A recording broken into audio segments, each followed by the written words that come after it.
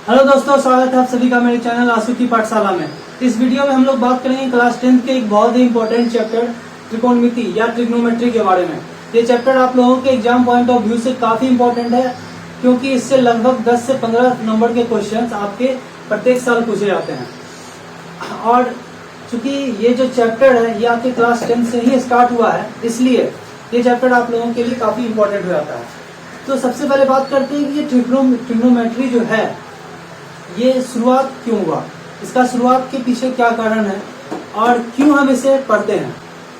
तो अगर मैं आपसे अगर पूछूं कि अगर आप कुतुब मीनार के नीचे आप खड़े हो और अगर आप कुतुब मीनार के शीर्ष को आप देख रहे हो, यानी इसके टॉप को अगर आप देख रहे हो, तो अगर मैं पूछूं कि बताओ कि आप कुतुब मीनार की ऊंचाई कितनी है, तो क्या आप बता सकोगे?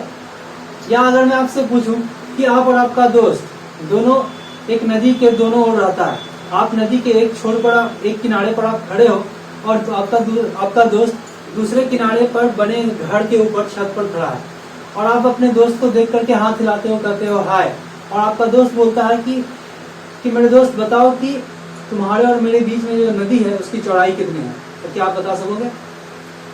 या अगर मैं और क्वेश्चन अगर मैं आपसे पूछूं कि मान लीजिए एक हवाई जहाज उड़ता हुआ जा रहा है और आप नीचे जमीन पर खड़े आप उस हवाई जहाज को देख रहे हो, और अगर मैं पूछता हूं कि बताओ कि हवाई जहाज क्या कहते हैं, हवाई जहाज और जमीन के बीच कितनी ऊंचाई है, या कुछ देर के बाद अगर हवाई जहाज एक जगह से दूसरी जगह चला गया, अब मैं पूछता हूं कि बताओ कि हवाई जहाज कितनी दूरी तक कितनी स्पीड से उड़ रहा है, तो आप बता सकोगे?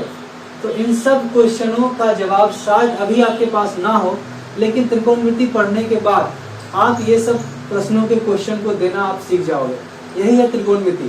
त्रिकोणमिति की शुरुआत यहीं से हुई और त्रिकोणमिति हमें इसी सब प्रश्नों के उत्तर को देता है। तो जहां भी हम लोग त्रिकोणमिति की चर्चा करेंगे वहां पे आप एक बात समझ करके चलिए कि हम लोग बात करेंगे समकोण त्रिभुज या राइट एंगल ट्रायंगल के बारे में। सारा का सारा जो त्रिकोणमिति है वो इसी पर डिपेंड है, समकोण त्रिभुज के ऊपर। तो जैसा कि अगर मैंने आपसे अभी क्वेश्चन कहा था कि अगर आप एक कुतुब मीनार, मान लीजिए ये कुतुब मीनार है और ये आप हो, आप कुतुब मीनार के शीर्ष को आप देख रहे हो, तो कुतुब मीनार और आपके बीच ये डिस्टेंस हो गया, ये कुतुब मीनार हो गया, और ये आपके आंख और कुतुब मीनार के शीर्ष की दूरी हो गई। तो बताओ कि आपके और कुतुब मीनार के बीच एक राइट एंगल ट्रायंगल बना कि नहीं बना? उसी तरीके से मैंने जितने भी क्वेश्चन कहा उस सभी में कहीं न कहीं राइट एंगल ट्रायंगल बन रहा होगा, और जहां भी राइट एंगल ट्रायंगल बन रहा होगा वहां पर आपका प्रयोग में आएगा त्रिकोणमिति। ठीक, तो त्रिकोणमिति का जो फोकस है वो equilateral triangle, right angle triangle पर है, और जहां भी राइट एंगल ट्रायंगल की बात आती है वहां पे आप लोग एक चीज पढ़ते हो, पाइथागोरस प्रमेय, पाइथागोरस का नियम। लेकिन क्या आपको पता है कि पाइथागोरस का जो प्रमेय है, लंब स्क्वायर बराबर, या हम कैसे बोल सकते हैं, परपेंडिकुलर स्क्वायर प्लस बेस का स्क्वायर इक्वल्स टू हाइपोटेनस का स्क्वायर, ये पाइथागोरस थ्योरम पाइथागोरस से भी सैकड़ों साल पहले बौधायन नाम के दार्शनिक ने दिया था। ये जो सिद्धांत है ये सबसे पहले बौधायन नामक भारतीय दार्शनिक और गणितज्ञ ने अपने ग्रंथ शून्य सूत्र में इस प्रमेय का प्रतिपादन किया था। इस थ्योरम के बारे में उन्होंने बताया था, और उनका जो थ्योरम था उसका नाम था विकर्ण के वर्ग का नियम। तो उन्होंने अपना एक सूत्र दिया। एक्चुअली होता क्या था ना कि हमारे जो भी प्राचीन ग्रंथ लिखे गए हैं वो ज्यादातर तो संस्कृत में है, और संस्कृत में किसी लंबे बात को, किसी लंबे फॉर्मूला को या किसी लंबे प्रमेय को एक सूत्र में, संस्कृत के श्लोक में लिखने की प्रथा है। इसे हम लोग सूत्र कहते हैं। ठीक, तो उन्होंने सूत्र के रूप में एक अपना जो नियम है उसे दिया। बौधायन के अनुसार दीर्घ स्या छनाय रज्जु पार्श्वमानी तिर्यकमानी च यत् पृथक भूते कुरुस्तद्भ्याम करोति, अर्थात एक आयत का विकर्ण उतना ही क्षेत्र इकट्ठा बनाता है जितना कि उसकी लंबाई और चौड़ाई अलग अलग बनाती है। इसका मतलब, इनके कहने का मतलब था कि आप मान लीजिए ये आयत है, आयत के दो अपोजिट रेक्टेंगल के दो अपोजिट साइड को जोड़ने वाली जो रेखा होती है उसे क्या कहते हैं? विकर्ण या डायगोनल कहते हैं। तो बोधायन कहते हैं क्या, इसका जो विकर्ण है, मैं इसे इस तरीके से मिटा दूं, इसका विकर्ण उतना ही क्षेत्र इकट्ठा करेगा। यानी विकर्ण का जो अगर मैं क्षेत्रफल निकालूं, यानी विकर्ण को अगर मैं जितना लंबा ये विकर्ण है, डायगोनल है, उतना ही लंबा मैं इधर ले लूं, उतना ही लंबा इधर ले लूं, उतना ही लंबा इधर ले लूं, इसे मैं थोड़ा और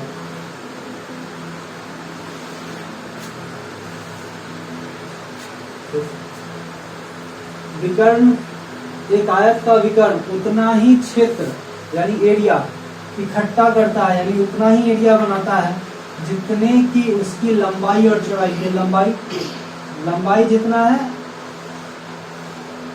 उसका एरिया, और चौड़ाई जितना है इसका एरिया।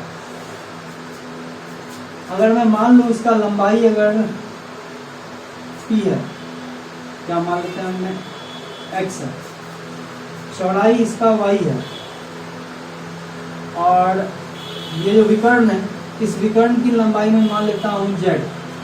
ठीक, तो बोधायन का के सूत्र के अनुसार इसका जो विकर्ण है, इसका एरिया, और ये लंबाई z है तो सारा का सारा साइड क्या होगा, z होगा, और इसकी लंबाई x है तो इसका जो इससे जो मैंने वर्ग बनाया है, स्क्वायर बनाया है, वो भी क्या होगा, x होगा, ये भी साइड x होगा, ये भी साइड x होगा। उसी तरीके से अगर चौड़ाई y है तो इस सारा साइड क्या होगा, y होगा। तो अगर मैं इसका क्षेत्रफल लूं, इसका एरिया अगर मैं देखूं, ये क्या है, तो वर्ग है तो वर्ग का क्षेत्रफल, वर्ग एरिया ऑफ स्क्वायर क्या होता है, साइड स्क्वायर यानी एक्स स्क्वायर। चौड़ाई y है, इसका अगर मैं एरिया निकालूं तो क्या हो जाएगा, वाई स्क्वायर, और इसका अगर मैं एरिया निकालूं तो ये हो जाएगा जेड स्क्वायर। कहता है क्या कि एक आयत का विकर्ण उतना ही क्षेत्र इकट्ठा करता है जितना कि उसकी लंबाई और चौड़ाई अलग अलग क्षेत्र बनाती है, उन सभी का योग ये अकेले इसके बराबर होता है। मतलब विकर्ण का जो क्षेत्रफल है वो उसकी लंबाई के क्षेत्रफल और चौड़ाई के क्षेत्रफल के इकट्ठे के बराबर होता है। और यही तो आपका पाइथागोरस भी कह रहा है। बोधायन के लगभग सैकड़ों साल के बाद जब पाइथागोरस आए, और पाइथागोरस ने भी तो यही बात कहा कि किसी समकोण त्रिभुज, किसी राइट एंगल ट्रायंगल के एक साइड यानी परपेंडिकुलर का स्क्वायर, उसके बेस का स्क्वायर को अगर आप जोड़ देते हो तो उसके हाइपोटेनस के स्क्वायर के बराबर होता है। यही तो है, यही तो पाइथागोरस ने भी कहा और यही तो बोधायन ने भी कहा। तो चूंकि सबसे पहले बोधायन ने इसे ये किया था, खोजा था, या इस प्रमेय को दिया था, इसलिए हमें इसे पाइथागोरस थ्योरम ना कहकर हम लोग इसे बोधायन पाइथागोरस प्रमेय का नाम देते हैं। तो जो अब से इससे पहले जो आपने पाइथागोरस प्रमेय पढ़ा है तो वो एक्चुअली पाइथागोरस प्रमेय ना होकर वो उसका पूरा नाम बोधायन पाइथागोरस प्रमेय है। ठीक है, आई होप ये बात आप लोगों को इससे पहले तक नहीं आती होगी, या आप लोगों को इससे पहले किसी टीचर्स ने बताया नहीं होगा, या फिर ये आपके लिए काफी नया होगा। तो अगर आप लोग कुछ नया सीखे हो इस वीडियो के माध्यम से तो प्लीज एक लाइक तो बनती है मेरे वीडियो। तो त्रिकोणमिति में जो बोधायन पाइथागोरस प्रमेय है ये बहुत ही इम्पोर्टेंट है। बोधायन पाइथागोरस प्रमेय जो है वो आपको किसी राइट एंगल ट्रायंगल के साइड के बीच का रिलेशन बताता है, यानी राइट एंगल ट्रायंगल के साइड के बीच, उसके परपेंडिकुलर, बेस और हाइपोटेनस के बीच रिलेशन बताता है। अतः हम लोग ट्रिग्नोमेट्री का अगर हम लोग डिफिनेशन दें तो हम लोग कह सकते हैं the word trigonometry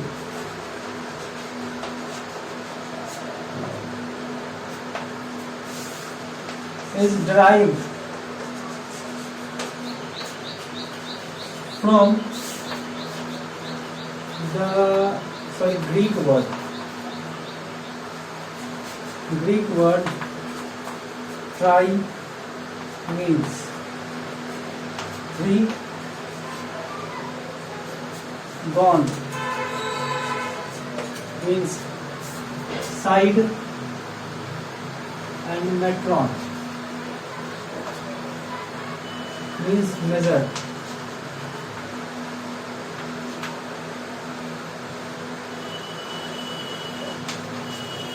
In fact,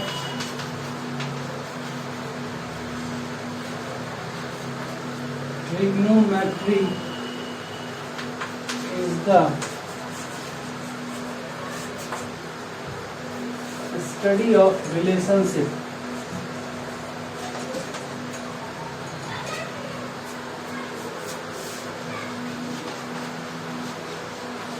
between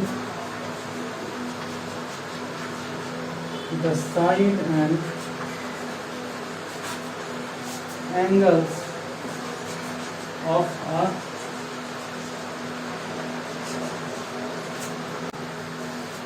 तो हम लोग कह सकते हैं the word trigonometry is derived from the Greek word tri, trigon, side and metron मतलब मेजर.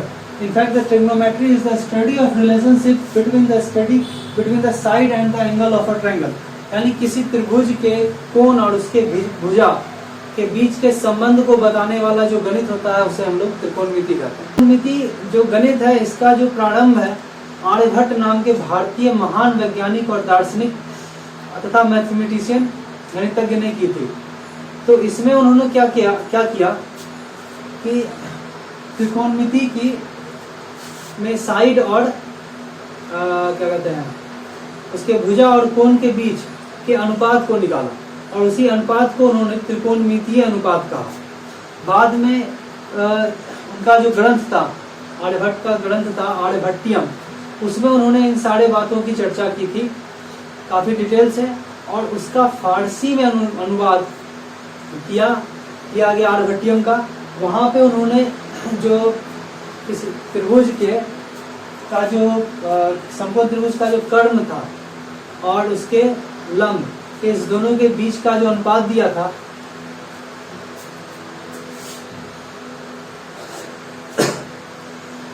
त्रिकोणमिति की शुरुआत जो है वो भारतीय महान वैज्ञानिक और गणितज्ञ आर्यभट्ट ने अपनी पुस्तक आर्यभट्टियम में की थी. इसमें उन्होंने त्रिकोणमिति से रिलेटेड लगभग 33 से ज़्यादा सूत्र का प्रतिपादन उन्होंने किया. उन्हीं की आर्यभट्टियम जो ग्रंथ था उसका अरबी में अनुवाद किया गया और फिर अरबी से वो आपका लैटिन भाषा में अनुवाद किया गया.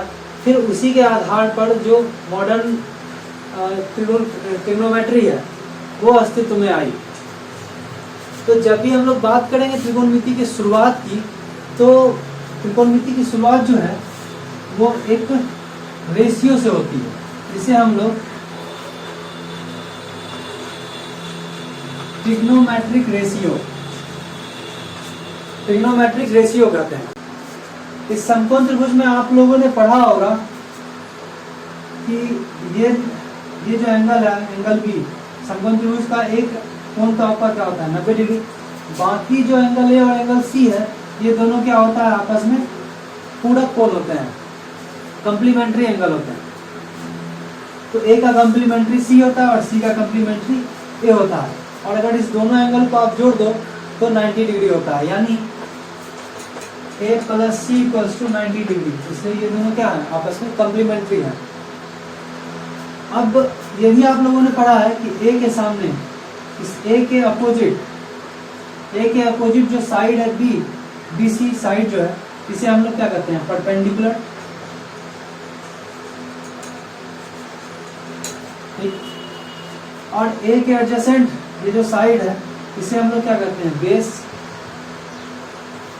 और किसी राइट एंगल ट्रायंगल में जो सबसे लंबा साइड होता है उसे हम लोग क्या कहते हैं हाइपोटेनस. इसको डिनोट करते हैं H से, परपेंडिकुलर को P से और बेस को B से. और इसी के बीच का रिलेशन है आपका Pythagoras theorem h² equals to P² plus B². ये रिलेशन है. अब इस पाइथागोरस थ्योरम से हम लोग H, P और B का वैल्यू हम लोग निकाल सकते हैं. कैसे? तो अगर मैं लिखूं H इक्वल्स टू यहाँ से अगर मैं H का वैल्यू निकालूं ये हो जाएगा √ P² प्लस B².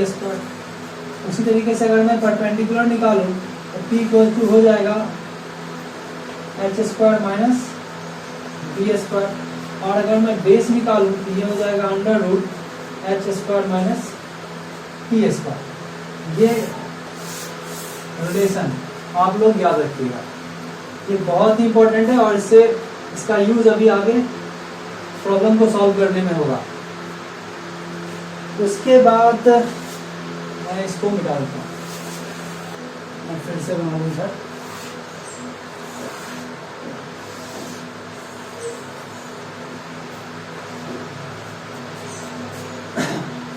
इस एंगल आप ए को देखिए, 90 डिग्री। ये जो एंगल है, ये एंगल दो साइड पर डिपेंड कर रहा है,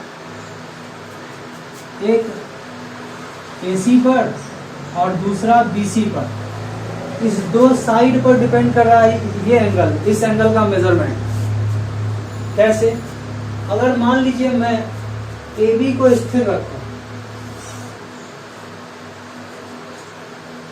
या यहीं पर देखिए, अगर मैं AB को स्थिर रखूं और इस साइड को BC साइड को मैं घटा दूं, BC साइड को मैं यहाँ पर कर दूं, यानी C को मैं यहाँ पर ले आता हूँ, तो देखिए ये जो AC जो डिस्टेंस होगा, ये जो साइड होगा, ये देखिए तो AC का डिस्टेंस अभी क्या हो गया, छोटा हो गया ना। अगर मैं BC साइड को अगर मैं इसे B डैश कर देता हूँ, BC साइड को मैंने छोटा किया तो AC साइड भी क्या हो गया, छोटा हो गया। उसी तरीके से मैं अगर इसको और छोटा कर दूं, C डबल डैश कर दूं, तो ये भी क्या हो गया, और छोटा हो गया। ये साइड भी क्या हो गया, छोटा हो गया। अब जब देखिए छोटा हुआ है तो ये एंगल भी देखिए छोटा हो गया। पहले इतना बड़ा एंगल था, देखिए इतना बड़ा हो गया एंगल, तो छोटा हो गया ना। तो ये जो एंगल A है, ये किस पर डिपेंड कर रहा है, BC साइड और AC साइड पर डिपेंड कर रहा है। तो एंगल A छोटा हो रहा है, जैसे BC और AC साइड छोटा होते जा रहा है, वैसे वैसे एंगल A भी छोटा हो रहा है। उसी तरीके से जैसे जैसे AB और BC साइड बढ़ते जाएगा, BC साइड को अगर मैं बढ़ाते जाऊं तो AC भी मेरा क्या होगा, बढ़ते जाएगा। आई होप आप लोग समझ पा रहे हैं इस चीज को। तो मैं कह सकता हूं कि जो एंगल A है वो उसी रेशियो में घटेगा या बढ़ेगा जिस रेशियो में ये और ये साइड बढ़ रहा है या घट रहा है, बोल सकता हूं मैं। तो अगर मैं इस एंगल के लिए, इस एंगल A के लिए इस दोनों साइड का रेशियो में कैसे लिख सकता हूं, BC अपॉन AC। यानी ये जो एंगल है वो इस दोनों साइड के रेशियो पे डिपेंड कर रहा है, और इसी दोनों साइड के रेशियो को हम लोग नाम देते हैं साइन। साइन शब्द की उत्पत्ति जो है वो आर्यभट्ट ने अपनी पुस्तक आर्यभट्टियम में की थी। वहां पर उन्होंने BC और AC यानी इस भुजा और इस भुजा के अनुपात को उन्होंने अर्धज्या कहा, अर्धज्या कहा। और जब उनकी पुस्तक आर्यभट्टियम का जब अनुवाद अरबी में किया गया तो वहां पर भी इसे अर्धज्या को साइनस नाम दिया गया। फिर अरबी से जब अरबी में जो ट्रांसलेट हुआ था पुस्तक, उस अरबी में लिखी हुई पुस्तक का अनुवाद जब लैटिन भाषा में हुआ तो वहां से इसका जो साइनस वर्ड चेंज हो गया साइन में, और ये शब्द पूरे यूरोप में काफी प्रचलित हुआ। इस दोनों के रेशियो के लिए जो साइन वर्ड था ये काफी यूरोप में काफी प्रचलित हुआ। और वहां पे एक जो मैथमेटिशियन थे प्रोफेसर एडमंड गुंटर, उन्होंने इस साइन के जगह पे छोटा सा इस साइन वर्ड को छोटा करके SIN शब्द यूज किया। यानी जो ये जो साइन है ये बताता है इस साइड और इस साइड, इस दोनों के अनुपात को। और ये दोनों का जो अनुपात है ये जो अनुपात है किस पे डिपेंड करता है, किस एंगल पर डिपेंड कर रहा है, A पर। तो इसलिए हम यहाँ पर लिखेंगे साइन A। साइन A का मतलब ये नहीं है कि साइन इंटू A, नहीं, ये मतलब नहीं होता। साइन ये एंगल जो है, एंगल बता रहा है कि ये जो एंगल, इस एंगल का जो वैल्यू है इस रेशियो में घट या बढ़ रहा है। और अगर मैं इसे एंगल को हटा दूं तो इस साइन का अपना कोई मतलब नहीं होता, लेकिन साइन A का मतलब है। साइन बताएगा इसके, अच्छा स्पेशली हम बीसी को क्या लिखेंगे, परपेंडिकुलर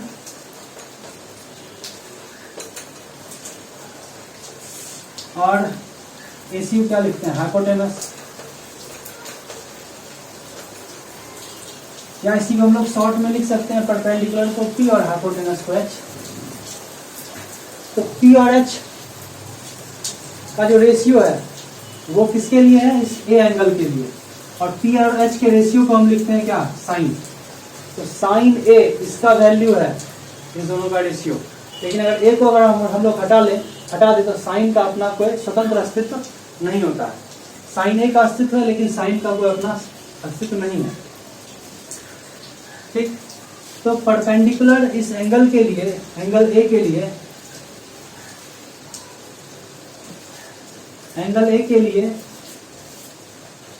एंगल ए के सामने परपेंडिकुलर और हाइपोटेनस इस दोनों के रेशियो को हम लोग क्या कहेंगे, साइन कहते हैं।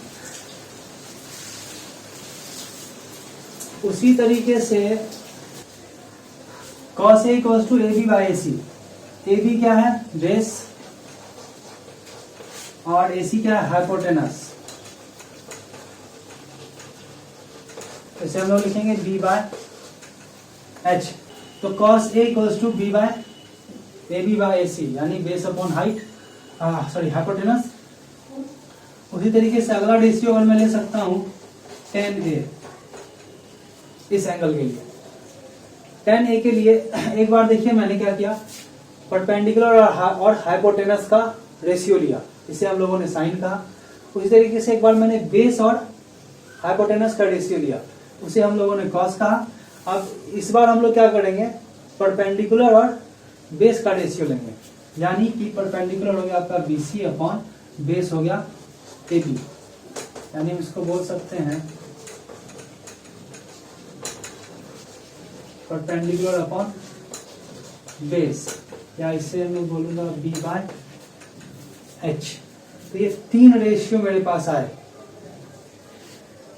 Perpendicular upon base, perpendicular upon perpendicular upon hypotenuse, perpendicular upon hypotenuse से हम लोग क्या कहेंगे, sine. Base upon hypotenuse, base upon hypotenuse को क्या बोलेंगे, कॉस। और एक बार base, sorry perpendicular upon base, perpendicular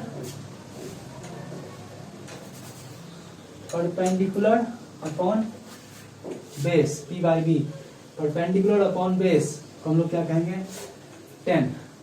ये क्या है मेरा परपेंडिकुलर, ये है बेस और ये है हाइपोटेनस। ये तीन रेशियो मेरे पास मेन निकल करके आए, इसे ही हम लोग कहेंगे त्रिकोणमितीय अनुपात या ट्रिग्नोमेट्रिक रेशियो। अब तीन और रेशियो होता है जो इसका अपोजिट होता है। तीन तो ये रेशियो हो गए, मेन रेशियो यही है आपका, तीन रेशियो। इसी को अगर हम उलट दें तो तीन रेशियो और आएंगे, जिसको हम लोग इनवर्स रेशियो भी बोल सकते हैं, उल्टा अनुपात। जैसे साइन का अगर मैं उल्टूं तो साइन का है परपेंडिकुलर अपॉन हाइपोटेनस, इसका उलट जाएगा तो कहेंगे H upon P, hypotenuse upon perpendicular. और ये जो होता है कॉसेक के इक्वल होता है, इसके लिए हम लोग यूज करते हैं कॉसेक ए। उसी तरीके से इसको मैं अगर मैं उल्टूं ये क्या हो जाएगा, B बाय H है, उलट जाएगा तो H बाय B। और इससे हम लोग लिखेंगे सेक ए। और अगर मैं P बाय B को पलट दूं तो बनेगा मेरे पास B अपॉन P, और ये बराबर होगा कॉट ए के। तो इस तरीके से मेरे पास 3 और प्लस 3 6 रेशियो निकल करके आए। इन 6 रेशियो को हम लोग त्रिकोणमितीय अनुपात या ट्रिग्नोमेट्रिक रेशियो कहेंगे। और समराइज के रूप में अगर हम लोग लिखें यहाँ पर सबको,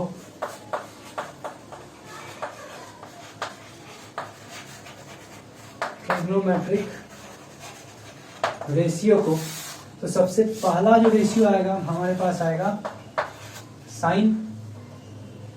अब एक चीज यहाँ पर आप गौर कीजिए थोड़ा सा,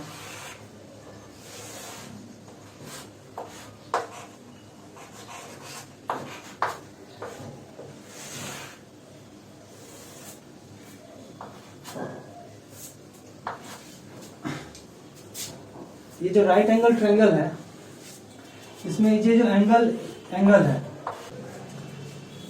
तो इसका ये किसी भी एंगल के लिए इस एंगल का वैल्यू 1 2 3 4 5 30 35 40 45 60 90 कुछ भी हो सकता है। तो इस एंगल को हम लोग एक ग्रीक लेटर इससे डिनोट करते हैं, थीटा से। एंगल के लिए मैं थीटा वर्ड का यूज कर सकता हूँ। तो यहाँ पर मैं लिखूंगा sine theta. Sine theta equals to क्या था? परपेंडिकुलर हाइपोटेनस और बेस। परपेंडिकुलर अपॉन हाइपोटेनस, यानी परपेंडिकुलर अपॉन हाइपोटेनस। उसी तरीके से दूसरा रेशियो था cos theta equals to base upon hypotenuse B upon H. तीसरा उसी तरीके से tan theta equals to perpendicular upon base, यानी परपेंडिकुलर अपॉन बेस। चौथा साइन का उल्टा cosec theta equals to, just इसका अपोजिट हो जाएगा, H upon P, hypotenuse upon perpendicular. पांचवा कॉस का अपोजिट सेक थीटा, और ये हाइपोटेनस अपॉन बेस। और छठा टेन का उल्टा कॉट थीटा, इसका हो जाएगा बेस अपॉन हाइपोटेनस। ठीक, तो देखिए इसको याद आपको रखना बहुत ही जरूरी है, और ये सबसे बेसिक चीज है त्रिकोणमिति का सबसे बेसिक चीज है। तो इसे आप लोग याद रखिए, 2-4 बार पढ़िएगा, याद हो जाएगा। इसके लिए बहुत सारे ट्रिक्स भी दिए जाते हैं अलग अलग वीडियोस में, लेकिन मैं ट्रिक्स को सजेस्ट इसलिए नहीं करूंगा क्योंकि आखिर आपको उसको भी तो याद रखना पड़ेगा। ट्रिक को आप कुछ भी करो, कुछ चीजें तो आपको याद रखनी ही पड़ती हैं। और वैसे भी अगर आप इस फिगर को देख करके अगर आप समझ रहे हो, या आपने मेरी वीडियोस को अगर आपने पूरा देखा यहाँ तक, अगर आपने और बहुत बिना स्किप किए अगर देखा होगा, तो मैंने किस तरीके से लिखा है उससे आप लोग अगर आप 1-2 बार लिखोगे तो आप 100% आपको आपके दिमाग में बैठ जाएगा और आपको याद हो जाएगा, फिर आप भूलोगे नहीं। तो ये आपके 6 त्रिकोणमितीय अनुपात हैं, इसे आप लोग गेट बाय हार्ट कर लीजिए। चाहे किसी 1-2 बार आप पढ़िएगा और इस तरीके से आप समझ करके लिखिएगा इसे सादा पेन और पेपर पे, तो आपको याद हो जाएगा। कोई बड़ा बात नहीं है, बहुत ही हल्का और बहुत ही इजी अनुपात है। तो अब देखते हैं 1-2 एग्जाम्पल कर लेते हैं कि इससे हम लोग किस तरीके से रेशियो कैलकुलेट करते हैं। जैसे अगर मैं कहता हूं यहीं पर इसी पे मैं मेरे पास कोई राइट एंगल ट्रायंगल है ABC, इसमें एंगल बी मेरा क्या है 90 डिग्री। ठीक, तो इस एंगल C के लिए मान लेते हैं AB का जो डिस्टेंस है ये आपका 5 सेंटीमीटर है, और BC का जो डिस्टेंस है वो 12 सेंटीमीटर है। तो क्वेश्चन है एंगल C के लिए find all trigonometric ratio for angle C। Angle C के लिए सारे trigonometric ratio sine cos tan cosec sec और कॉट सबको लिखना है। तो इस क्वेश्चन में साइन C का वैल्यू निकालना है। अगर मुझे C के लिए सारे ट्रिग्नोमेट्रिक रेशियो निकालने हो तो मैं सबसे पहला रेशियो क्या लिखना चाहूंगा, साइन C। इस एंगल के लिए साइन का वैल्यू अगर मैं लिखना चाहूं तो C के लिए, इस एंगल के लिए साइन का वैल्यू क्या होता है, परपेंडिकुलर अपॉन हाइपोटेनस। तो परपेंडिकुलर तो हो गया AB और हाइपोटेनस हो गया AC। तो साइन C इक्वल्स टू में क्या लिखूंगा, AB बाय AC। अब AB तो हमको पता है 5 सेंटीमीटर, लेकिन AC तो पता है नहीं। तो AC निकालने के लिए मेरे पास एक फॉर्मूला था जो अभी मैंने लिख दिया था इससे पहले। पाइथागोरस थ्योरम से हम लोग निकालेंगे H equals to under root P square plus B square. P का वैल्यू कितना दिया 5, यानी 5 का स्क्वायर प्लस B कितना है 12 का स्क्वायर। तो ये हो जाएगा 25 plus 144 under root h equals to 1, 5 4 9 6 169 और 169 का रूट